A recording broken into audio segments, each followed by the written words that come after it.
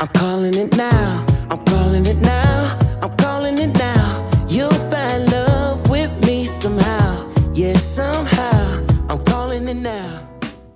One of the best things that Moon Knight did was introduce us to a series that is entirely new. Not only in story and character-wise, but just overall in the MCU. What's interesting to me about Moon Knight is just his whole dissociative identity disorder. This man is a very strange, chaotic human being.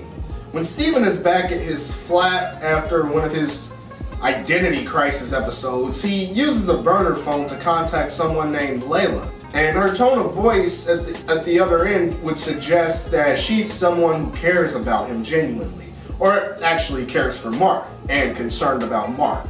However, Steven has no idea who this woman is. So, who is Layla?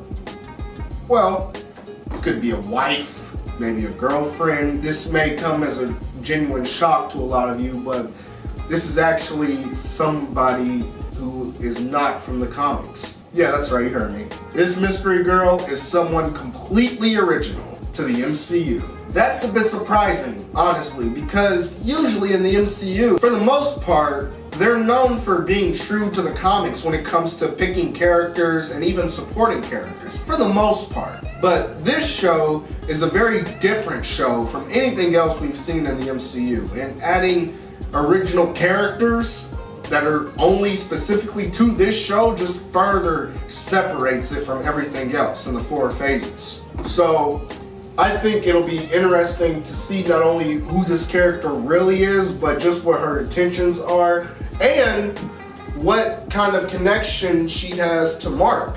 Based off the trailer alone, we know that she's someone who is obviously close to him. I mean, she knows that Mark is Moon Knight. So she's got to be very, very close to him, because not even Steven knew that, and Steven and Mark share the same body. But we'll see what happens. We'll find out who she is. We'll find out everything as the story unfolds. I think it's a pretty bold move, a cool move that they're bringing in a completely original character.